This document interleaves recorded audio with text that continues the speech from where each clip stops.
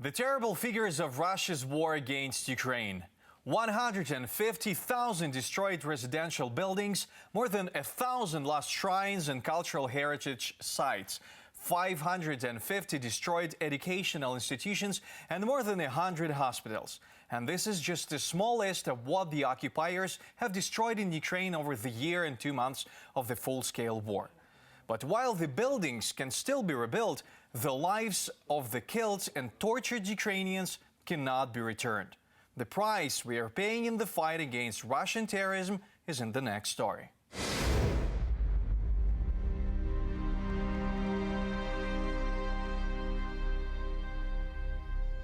Borodyanka is in ruins even a year after the deoccupation. This village is one of the most destroyed in the Kyiv region. The Russians entered here on February the 26th. The locals did not have time to leave because the village was intensively shelled by the enemy aircraft. People hid in basements that became their mass graves. After Borodyanka was liberated, 41 bodies were pulled from the rubble.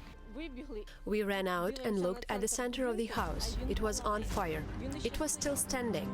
Part of the structure was still holding on from the outside, but there was a terrible scream of a small child. And it all collapsed before our eyes. A lot of people were in their apartments. Some of them, even my neighbors, ran with a small child to the entrance and ended up in this very place where the bomb hit. The whole family was killed, a little girl and a man with his wife. Natalia lost her husband and brother in this way. A Russian missile hit their apartment. It happened on March the 2nd last year. We survived because we were sent to the village of Myrcha, where my friend lived. We stayed at her place and they went home. When Borodyanka was liberated in April, they started to dismantle the rubble. Shortly after the deoccupation of Borodyanka, mysterious graffiti appeared on the ruins, as if symbolizing a destroyed peaceful life. Later, a photo of one of them was posted on social media by the famous British street artist Banksy, who confirmed it to be his work. The house itself will have to be demolished, but the graffiti is going to be saved. You can see the state of the building. In order to save it somehow, we need to fix the graffiti in a capsule and manually disassemble the entire building. More than $140 million is needed to restore the village, the authorities estimated. During the month of occupation, almost every other house in Borodyanka was destroyed. And there are dozens of such settlements during the year of full-scale war in Ukraine. There are also many that ceased to exist. Only the name is left. Before the Russian invasion, the town of Marinka, on the outskirts of Donetsk, was home to 10,000 people. Now there is not a single resident and not a single surviving house.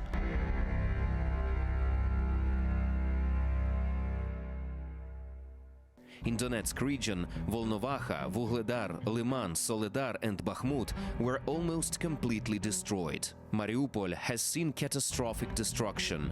The Luhansk region is in ruins. Severodonetsk, Popasna, Rubizhne, Счастье and Kreminna.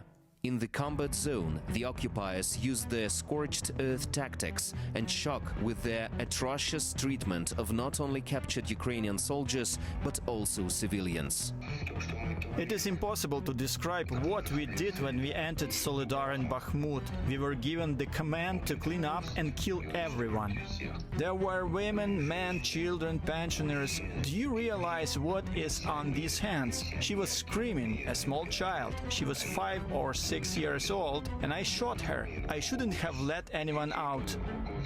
There were about 40 children. In total, there were about 300-400 people. I had no way out. I couldn't do anything. I gave the command to kill them all. According to the UN, more than 8,000 Ukrainian civilians were killed during this war, in particular almost 500 children. But these are only documented figures. The real number is much higher. It is currently unknown how many civilians died in Severodonetsk, Lysychansk, Popasna and Volnovaha. Mariupol, that's another story. According to rough estimates, about 20,000 citizens were killed in active hostilities last spring. Thanks for watching our YouTube channel.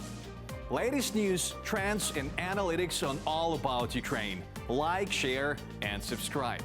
Any questions, proposals, and comments? Contact us via email.